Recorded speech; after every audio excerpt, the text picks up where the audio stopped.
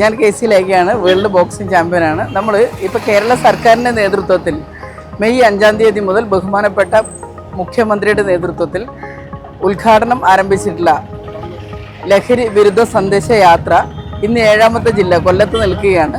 തീർച്ചയായിട്ടും ഒരു ലോക ചാമ്പ്യൻ, ധ്യാൻചന്ദ് അവാർഡി എന്ന രീതിയിൽ എനിക്ക് പറയാനുള്ളൊരു കാര്യം എന്ന് വെച്ചാൽ, നമുക്ക് ലഹരിക്കെതിരെ കായികപരമായിട്ട് നമ്മൾ മുന്നോട്ട് വരണം. ഇപ്പോൾ വരുന്ന കുട്ടികൾ, അതായത് യങ് ജനറേഷൻ ആൾക്കാരെല്ലാവരും, യുവതലമുറയും ഒക്കെ നമുക്ക് കായികത്തോടു കൂടി നമുക്ക് മുന്നോട്ട് പോകണം എന്നുള്ളതാണ് കാര്യം. ഇപ്പം നമുക്ക് എല്ലാവർക്കും അറിയാം, സോഷ്യൽ മീഡിയയിലും മറ്റും കണ്ടുവരുന്ന ഒരു കാര്യമാണ് ഏറ്റവും കൂടുതൽ കുട്ടികളും യുവജനങ്ങളും ലഹരിക്കടിമയായിട്ട് നമ്മളുടെ കേരളം എങ്ങനെ മുന്നോട്ട് പോകുന്നു എന്നുള്ളത് വല്ലാത്ത ഒരു ആശങ്കാജനകമായിട്ടുള്ള ഒരു കാര്യമാണ്. അപ്പോൾ തീർച്ചയായിട്ടും ഇതിനെതിരെ നമ്മൾ എങ്ങനെയാണ് കായികപരമായിട്ട് മുന്നോട്ട് പോകുക എന്നുള്ളതാണ്. എൻ്റെ ഒരു ലഹരി എന്ന് പറയുന്നത് സ്പോർട്സാണ്.